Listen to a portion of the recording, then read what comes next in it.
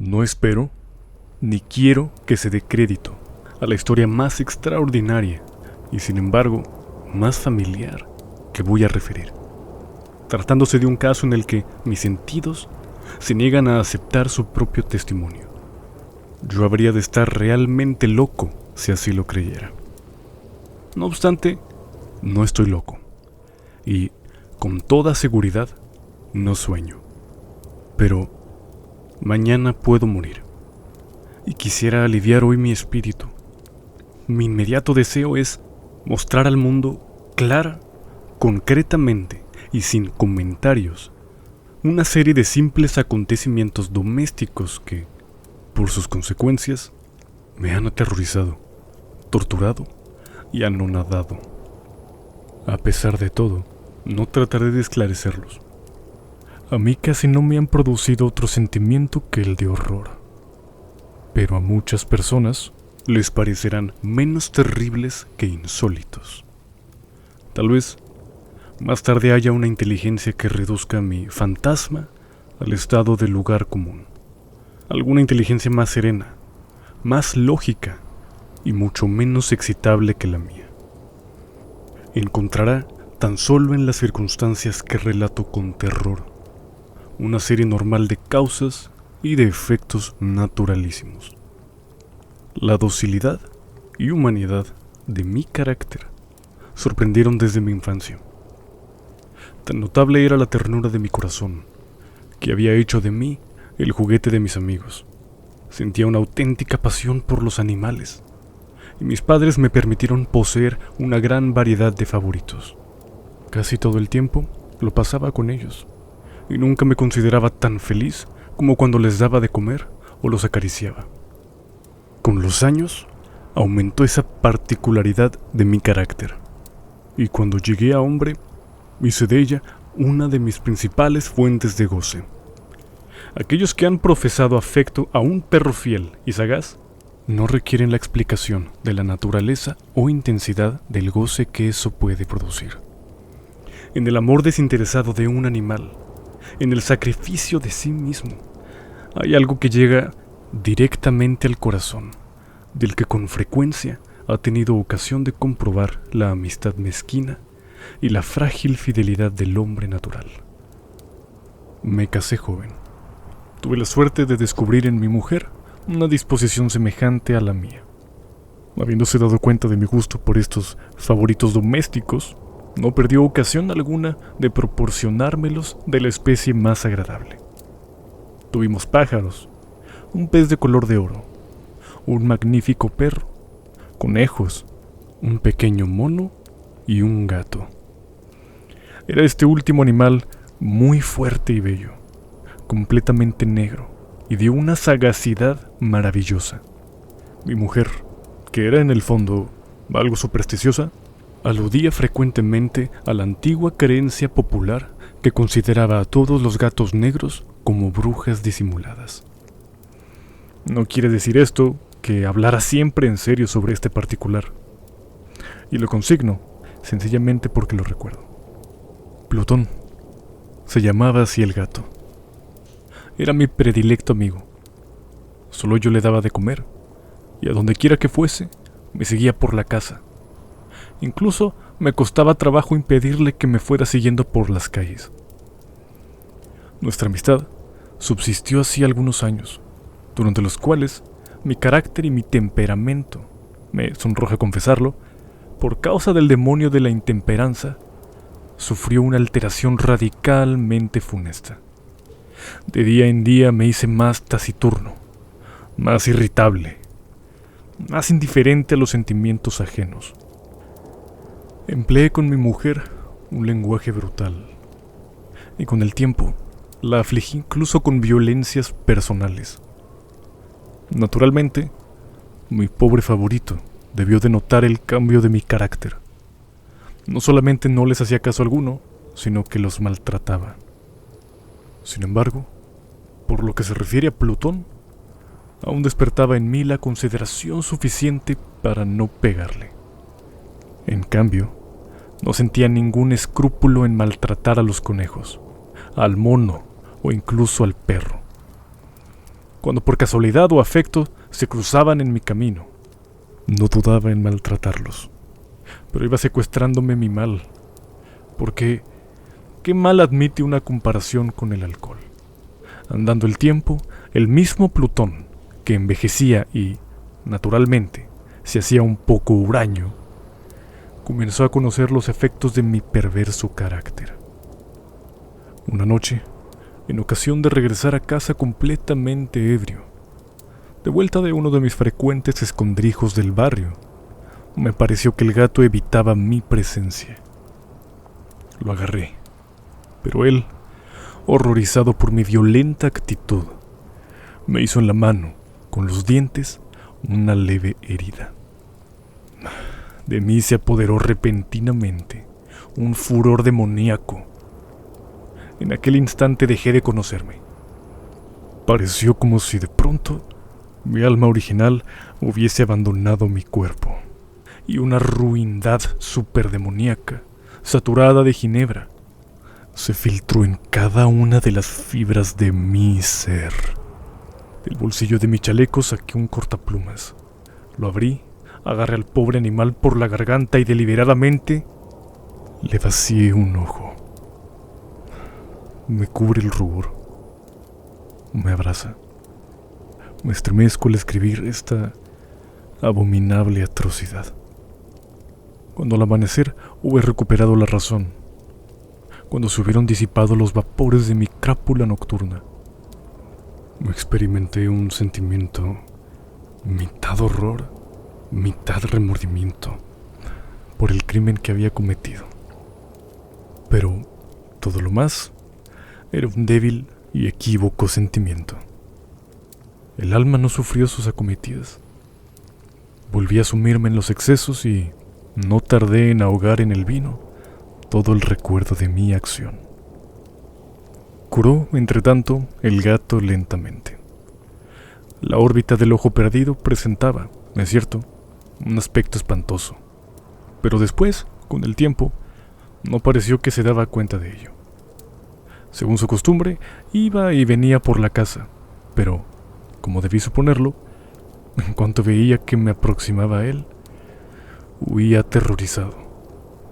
Me quedaba aún lo bastante de mi antiguo corazón para que me afligiera aquella manifiesta antipatía en una criatura que tanto me había amado anteriormente.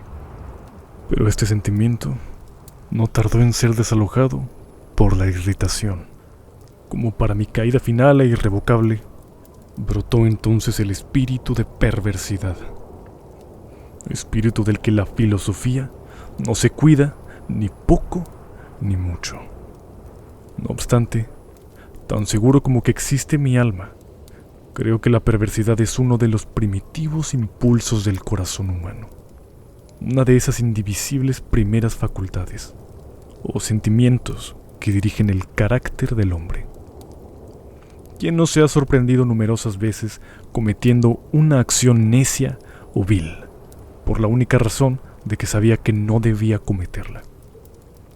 No tenemos una constante inclinación, pese a lo excelente de nuestro juicio, a violar lo que es la ley, simplemente porque comprendemos que es la ley. Digo que este espíritu de perversidad hubo de producir mi ruina completa, el vivo e insondable deseo del alma de atormentarse a sí misma, de violentar su propia naturaleza, de hacer el mal por amor al mal, me impulsaba a continuar y últimamente a llevar a efecto el suplicio que había infligido al inofensivo animal. Una mañana, a sangre fría, ceñí un nudo corredizo en torno a su cuello y lo ahorqué de la rama de un árbol. Lo ahorqué con mis ojos llenos de lágrimas, con el corazón desbordante del más amargo remordimiento.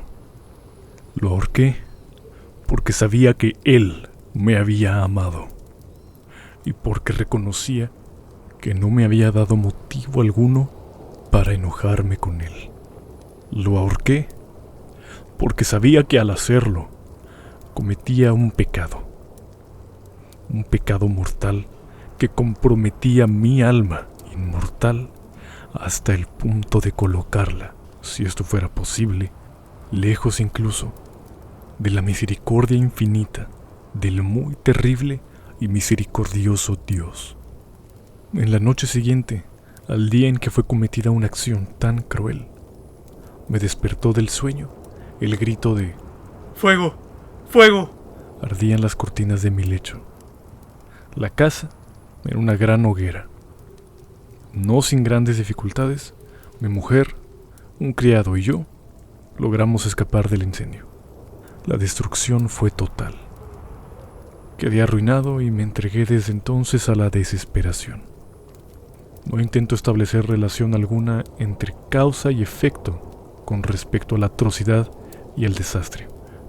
Estoy por encima de tal debilidad, pero me limito a dar cuenta de una cadena de hechos y no quiero omitir el menor eslabón. Visité las ruinas el día siguiente al del incendio. Excepto una, todas las paredes se habían derrumbado. Esta sola excepción la constituía un delgado tabique interior, situado casi en la mitad de la casa, contra el que se apoyaba la cabecera de mi lecho. Ahí, la fundación había resistido en gran parte a la acción del fuego, hecho que atribuí a haber sido renovada recientemente. En torno a aquella pared se congregaba la multitud, y numerosas personas examinaban una parte del muro con atención viva y minuciosa. Excitaron mi curiosidad las palabras extraño, singular y otras expresiones parecidas.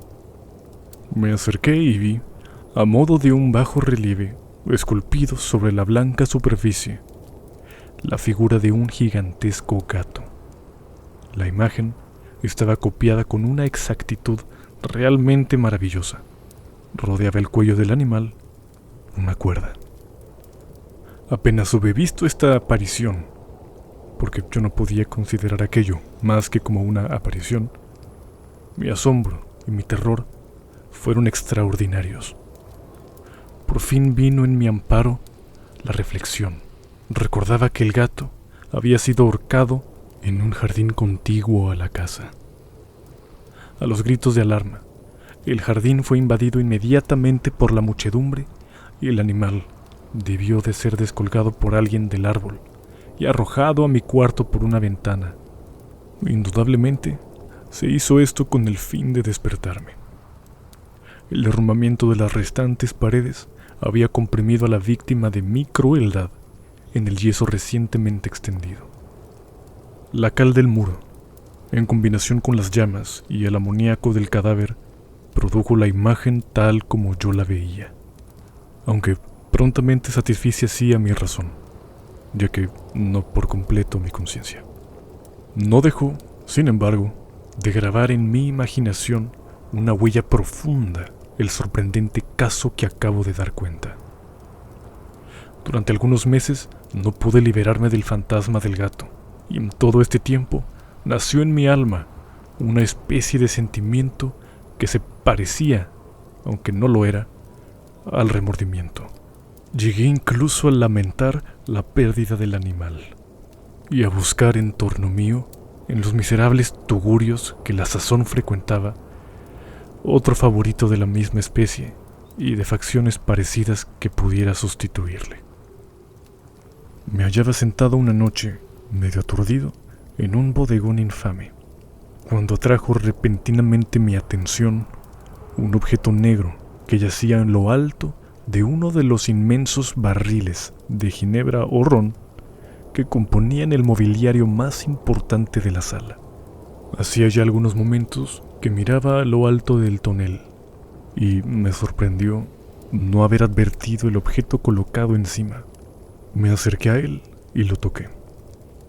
Era un gato negro, enorme, tan corpulento como Plutón, al que se parecía en todo menos en un pormenor. Plutón no tenía un solo pelo blanco en todo el cuerpo, pero este tenía una señal ancha y blanca, aunque de forma indefinida, que le cubría casi toda la región del pecho. Apenas puse en él mi mano, se levantó repentinamente, ronroneando con fuerza, se restregó contra mi mano y pareció contento de mi atención. Era, pues, el animal que yo buscaba. Me apresuré a proponer al dueño su adquisición, pero este no tuvo interés alguno por el animal. Ni le conocía, ni le había visto hasta entonces. Continué acariciándole, y cuando me disponía a regresar a mi casa, el animal se mostró dispuesto a seguirme. Se lo permití, e inclinándome de cuando en cuando, caminamos hacia mi casa acariciándole. Cuando llegó a ella, se encontró como si fuera la suya, y se convirtió rápidamente en el mejor amigo de mi mujer. Por mi parte, no tardó en formarse en mí una antipatía hacia él. Era, pues, precisamente lo contrario de lo que yo había esperado. No sé ni cómo ni por qué sucedió esto, pero su evidente ternura me enojaba y casi me fatigaba. Paulatinamente, estos sentimientos de disgusto y fastidio acrecentaron hasta convertirse en la amargura del odio. Yo evitaba su presencia. Una especie de vergüenza y el recuerdo de mi primera crueldad me impidieron que lo maltratara. Durante algunas semanas me abstuve de pegarle o de tratarle con violencia. Pero gradual, insensiblemente, llegué a sentir por él un horror indecible y a eludir en silencio, como si huyera de la peste, su odiosa presencia. Sin duda, lo que aumentó mi odio por el animal fue el descubrimiento que hice a la mañana siguiente de haberlo llevado a casa. Como Plutón, también él había sido privado de uno de sus ojos. Sin embargo, esta circunstancia contribuyó a hacerle más grato a mi mujer, que, como he dicho ya, poseía grandemente la ternura de sentimientos que fue en otro tiempo mi rasgo característico y el frecuente manantial de mis placeres más sencillos y puros. Sin embargo, el cariño que el gato me demostraba parecía crecer en razón directa de mi odio hacia él. Con una tenacidad imposible de hacer comprender al lector, seguía constantemente mis pasos. En cuanto me sentaba, se acurrucaba bajo mi silla o saltaba sobre mis rodillas, cubriéndome con sus caricias espantosas. Si me levantaba para andar, se metía entre mis piernas y casi me derribaba. O bien, clavando sus largas y agudas garras en mi ropa, trepaba por ellas hasta mi pecho. En esos instantes, aun cuando hubiera querido matarle de un golpe, me lo impedía en parte el recuerdo de mi primer crimen. Pero, sobre todo, me apresuro a confesarlo, el verdadero terror del animal.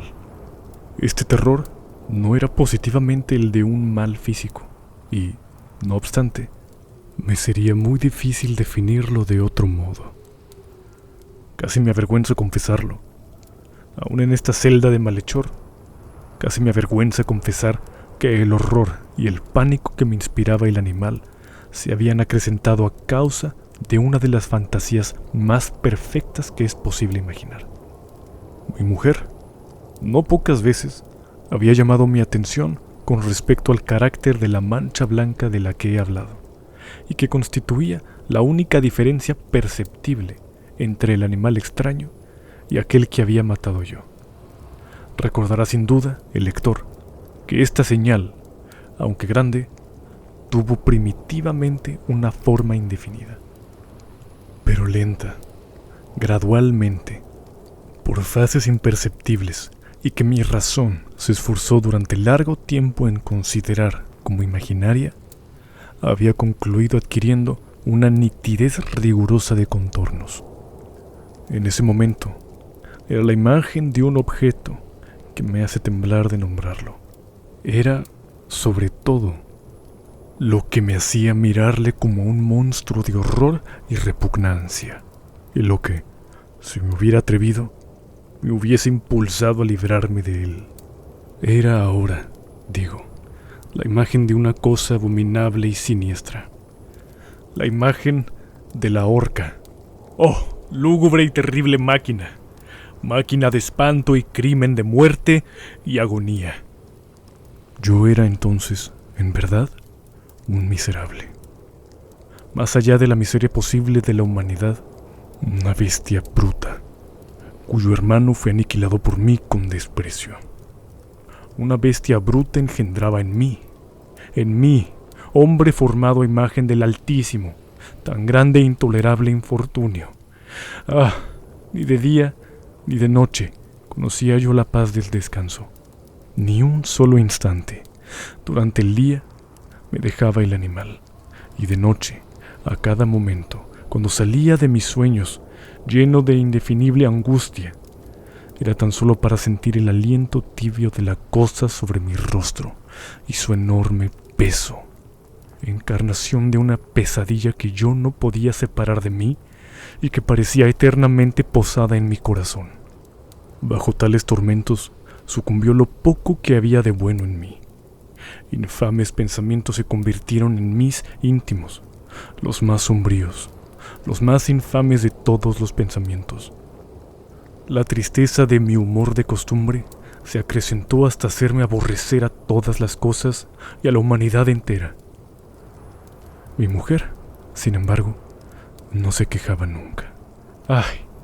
Era mi paño de lágrimas de siempre, la más paciente víctima de las repentinas, frecuentes e indomables expansiones de una furia a la que ciegamente me abandoné desde entonces. Para un quehacer doméstico, me acompañó un día al sótano de un viejo edificio, en el que nos obligara a vivir nuestra pobreza. Por los agudos peldaños de la escalera, me seguía el gato, y, habiéndome hecho tropezar de cabeza, me exasperó hasta la locura. Apoderándome de un hacha, y olvidando en mi furor el espanto pueril que había detenido hasta entonces mi mano, dirigí un golpe al animal, que hubiera sido mortal si lo hubiera alcanzado como quería. Pero la mano de mi mujer detuvo el golpe. Una rabia más que diabólica me produjo esta intervención. Liberé mi brazo del obstáculo que lo detenía y le hundí el hacha a ella en el cráneo. Mi mujer cayó muerta instantáneamente, sin exhalar siquiera un gemido. Realizado el horrible asesinato, inmediata y resueltamente procuré esconder el cuerpo. Me di cuenta de que no podía hacerlo desaparecer de la casa, ni de día ni de noche, sin correr el riesgo de que se enteraran los vecinos. Asaltaron mi mente varios proyectos. Pensé por un instante en fragmentar el cadáver y arrojar al suelo los pedazos. Resolví después cavar una fosa en el piso de la cueva. Luego pensé en arrojarlo al pozo del jardín. Cambié la idea y decidí embalarlo en un cajón, como una mercancía, en la forma de costumbre, y encargar a un mandadero que se lo lleve de casa. Pero, por último, me detuve ante un proyecto que consideré el más factible.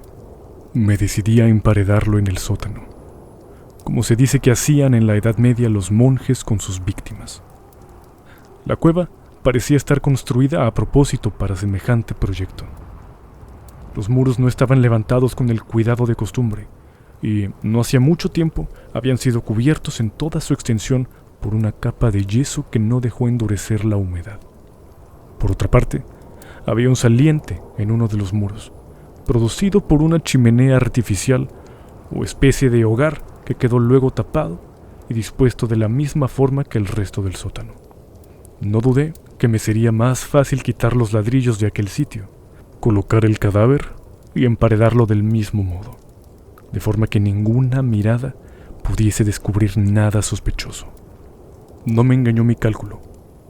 Ayudado por una palanca, separé sin dificultad los ladrillos y, habiendo luego aplicado cuidadosamente el cuerpo contra la pared interior, lo sostuve en esta postura hasta poder restablecer sin gran esfuerzo toda la construcción a su estado primitivo. Con todas las precauciones imaginables, me procuré una argamasa de cal y arena, preparé una capa que no podía distinguirse de la primitiva y cubrí escrupulosamente con ella el nuevo tabique. Cuando terminé, vi que todo había resultado perfecto. La pared no presentaba la más leve señal de arreglo. Con el mayor cuidado, barrí el suelo y recogí los escombros. Miré triunfalmente en torno mío y me dije: por lo menos, aquí, mi trabajo no ha sido infructuoso. Mi primera idea, entonces, fue buscar al animal que había sido el causante de tan tremenda desgracia, porque, al fin, había resuelto matarlo. Si en aquel momento hubiera podido encontrarle, nada hubiese evitado su destino. Pero parecía que el artificioso animal, ante la violencia de mi enojo, habíase alarmado y procuraba no presentarse ante mí, desafiando mi mal humor. Imposible describir o imaginar la intensa, la apacible sensación de alivio que trajo a mi corazón la ausencia de la detestable criatura. En toda la noche no se presentó, y esta fue la primera que gocé desde su entrada en la casa, durmiendo tranquila y profundamente. Sí, dormí con el peso de aquel asesinato en mi alma. Transcurrieron el segundo y el tercer día. Mi verdugo no vino. Sin embargo, como un hombre libre, respiré una vez más. En su terror, el monstruo había abandonado para siempre aquellos lugares. Ya no volvería a verle nunca. Mi dicha era infinita. Me inquietaba muy poco la criminalidad de mi tenebrosa acción. Se incoó una especie de sumario que apuró poco las averiguaciones. También se dispuso un reconocimiento, pero, naturalmente, nada podía descubrirse. Yo daba por asegurada mi felicidad futura. Al cuarto día, después de haberse cometido el asesinato, se presentó inopinadamente en mi casa un grupo de agentes de policía y procedió de nuevo a una rigurosa investigación del local. Sin embargo, confiado en lo impenetrable del escondite, no experimenté ninguna turbación. Los agentes quisieron que les acompañase en sus pesquisas. Fue explorado hasta el último rincón. Por tercera o cuarta vez, bajaron por último a la cueva. No me alteré lo más mínimo. Como el de un hombre que reposa en la inocencia, mi corazón latía pacíficamente. Recorrí el sótano de punta a punta. Crucé los brazos sobre el pecho y me paseé indiferente de un lado a otro.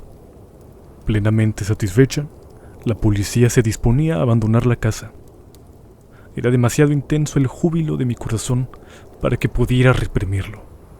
Sentía la viva necesidad de decir una palabra tan solo, a modo de triunfo, y hacer doblemente evidente su convicción con respecto a mi inocencia. Señores, dije por último, cuando los agentes subían la escalera, es para mí una gran satisfacción haber desvanecido sus sospechas. Deseo a todos ustedes una buena salud y un poco más de cortesía. Dicho sea de paso, señores, tienen ustedes aquí una casa muy bien construida. Apenas sabía lo que hablaba en mi furioso deseo de decir algo con aire deliberado. Puedo asegurar que esta es una casa excelentemente construida. Estos muros, ¿se van ustedes, señores? Estos muros están construidos con una gran solidez. Entonces, por una fanfarroneada frenética, golpeé con fuerza con un bastón que tenía en la mano en ese momento, precisamente sobre la pared del tabique tras el cual yacía la esposa de mi corazón. ¡Ah! Que por lo menos Dios me proteja y me libre de las garras del archidemonio. Apenas se hubo hundido en el silencio el eco de mis golpes. Me respondió una voz desde el fondo de la tumba. Era primero una queja, velada y entrecortada como el sollozo de un niño. Después, enseguida, se hinchó en un grito prolongado, sonoro y continuo, completamente anormal e inhumano.